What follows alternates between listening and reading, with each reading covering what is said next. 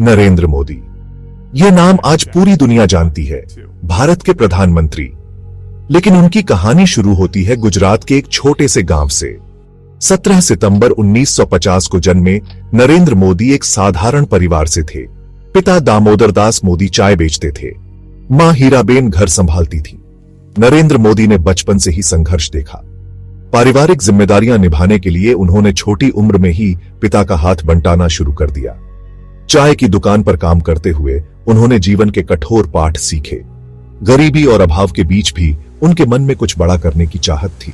स्वामी विवेकानंद की शिक्षाओं ने उन्हें बहुत प्रभावित किया। उनमें देश सेवा का जज्बा कूट कूट कर भरा था।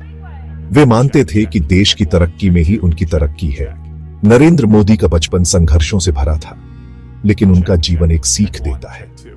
यह सीख है कठिनाइयों से कभी न घबराने की, सपने देखने की और उन्हें पूरा करने के लिए कड़ी मेहनत करने की।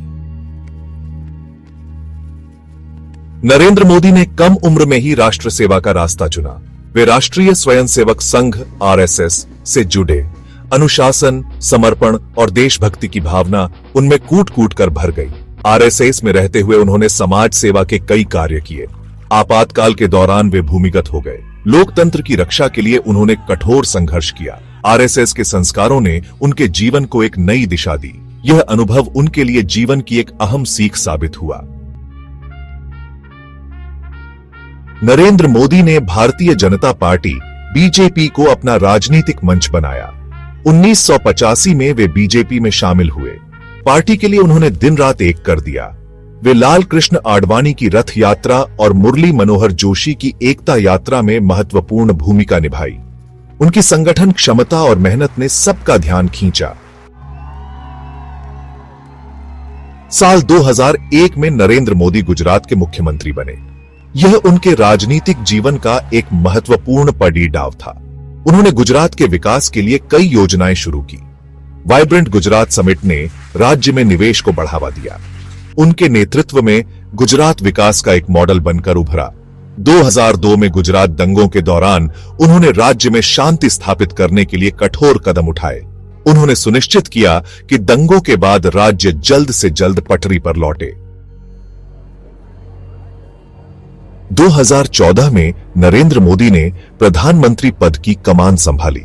उन्होंने सबका साथ, सबका विकास का नारा दिया। उनके नेतृत्व में भारत ने विकास की नई ऊंचाइयों को छुआ।